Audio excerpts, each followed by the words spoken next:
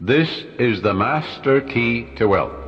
It's impossible for any sincere person to practice this technique and not have all the wealth he or she needs all the days of your life. So follow it, and you're setting the law of opulence in operation. It will work for you as well as for anybody else. Your thoughts make you wealthy or poor. Choose the riches of life right here and right now. Follow this technique which I'm going to outline for you, and you'll never want for wealth all the days of your life, for it is the master key to wealth.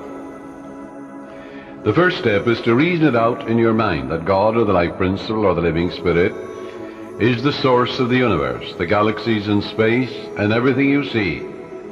Whether you look at the stars in the sky, the mountains, the lakes, the deposits in the earth and the sea, or all animals and plants.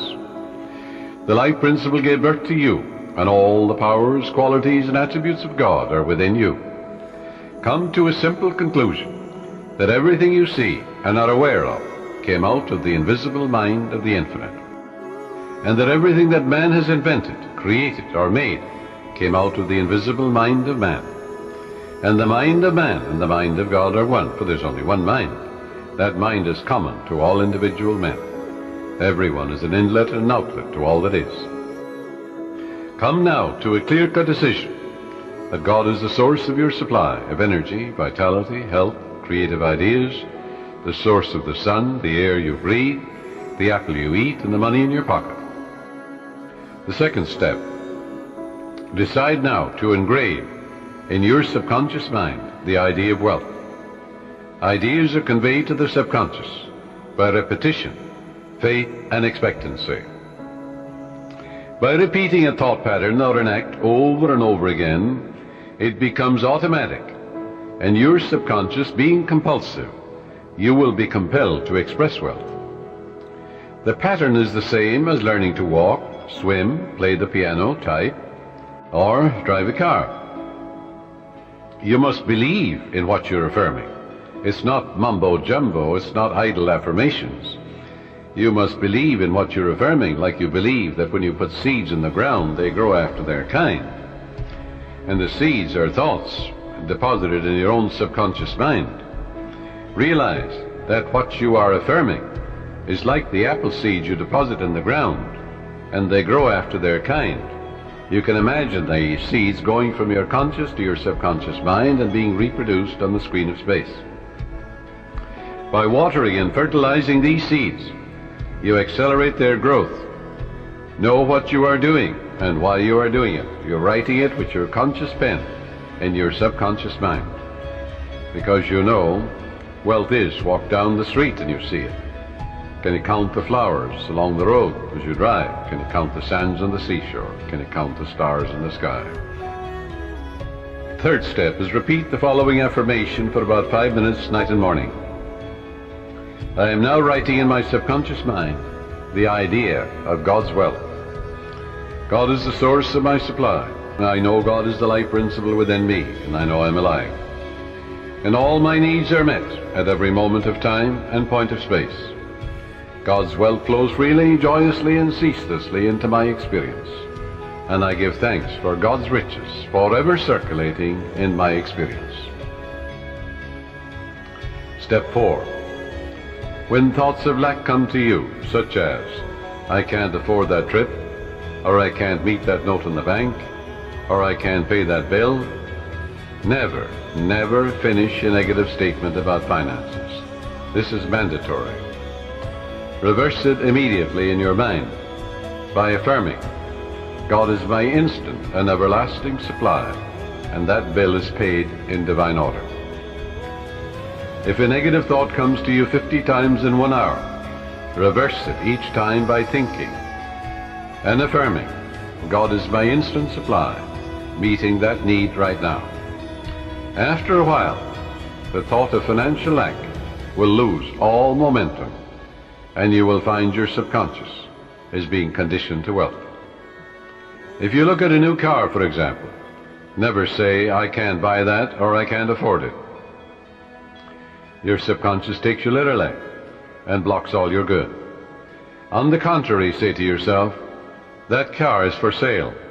It is a divine idea, and I accept it in divine order through divine love. A sales manager sent me one of his men for counseling. This salesman was a brilliant college graduate. He knew his products very well. He was in a lucrative territory, but was making only $5,000 annually in commissions. The sales manager felt he should double or at least triple it. In talking to the young man, I found he was down on himself. He had developed a subconscious pattern or self-image of $5,000 a year. In other words, that's all I'm worth. He said that he had been born in a poverty-stricken home and that his parents had told him that he was destined to be poor. His stepfather had always told him, "You'll never amount to anything, you're dumb, you're stupid." These thoughts were accepted by his impressionable mind, and he was experiencing his subconscious belief in lack and limitation. I explained to him that he could change his subconscious mind by feeding it with life-giving patterns. Accordingly, I gave him a mental and spiritual formula to follow, which would transform his life. I explained to him that he should under no circumstances deny what he affirmed, because his subconscious mind accepted what he really believed. Your subconscious mind accepts your convictions, what you really believe. So believe in God's wealth and God's riches, which are all around you, by the way. He affirmed every morning before going to work, "I'm born to succeed. I'm born to win. The infinite within me can't fail. Divine law and order govern my life. Divine peace fills my soul. Divine love saturates my mind. Infinite intelligence guides me in all ways. God's riches flow to me freely, joyously, endlessly, ceaselessly. I'm advancing, moving forward and growing mentally, spiritually, financially, and in all other ways.